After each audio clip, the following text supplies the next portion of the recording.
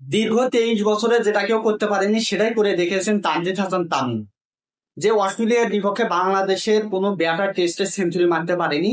2026 সালে এসেছে, 2003 সাল থেকে 2026, যে মাঝে যে 23 বছরের গ্যাপ, সেই 23 বছরের গ্যাপে এসে আজকে তানজিদ হাসান তামিম কিন্তু সেই সেঞ্চুরিটা তুলেছেন।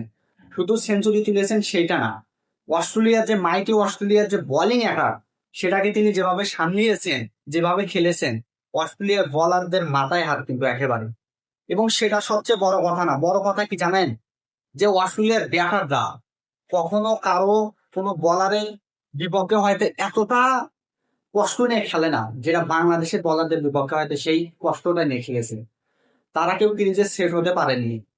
সেই সাথে বাংলাদেশ 2003 সালে যেখানে একটা ইনিংস ব্যবধানে হেরেছিল অস্ট্রেলিয়ার সাথে, 2026 সালে দীর্ঘ 23 বছর পর এসে সেম জায়গায় অস্ট্রেলিয়া এখন হারার দ্বার প্রান্তে প্রায় চলে গিয়েছে।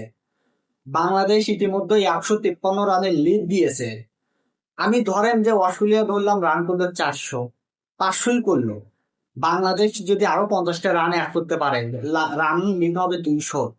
তারা যদি 400 বা 450 রানও করে, বাংলাদেশের সামনে কিন্তু সেই টার্গেটটা এসে দাঁড়াবে 250 থেকে সর্বোচ্চ হলে 300। বা এমনও হতে পারে 250 রানের টার্গেটও দাঁড়াবে না, 200 রানের টার্গেট দাঁড়াবে। তখন কি বাংলাদেশ এই রানটা শেষ করতে পারবে না? আপনার কাছে সেটা কি মনে হতে পারে?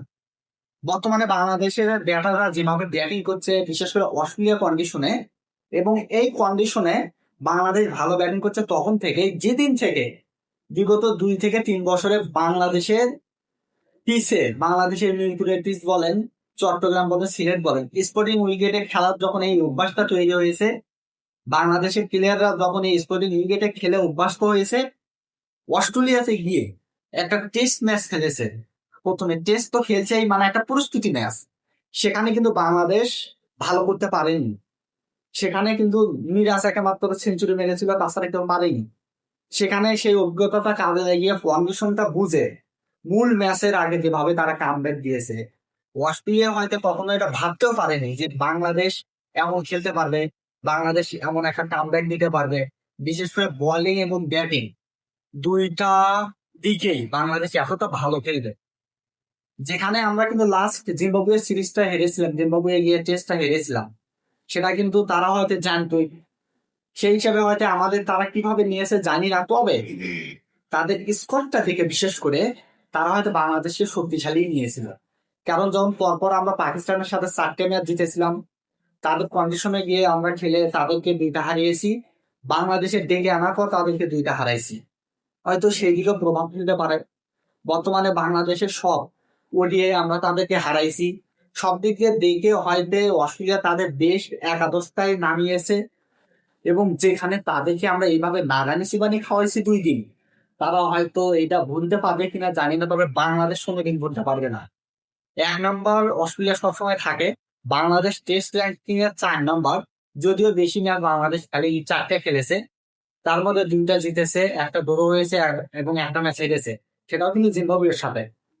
টেস্ট চ্যাম্পিয়নশিপ আসার পর থেকে কিন্তু এই সমীকরণটা সব মিলে বাংলাদেশ বর্তমানে যে রাউন্ডের খেলা দিচ্ছে, এরকম যদি অব্যাহত রাখে, অস্ট্রেলিয়াকে এই প্রথম টেস্টে অন্তত হারানো কোনো ব্যাপার না।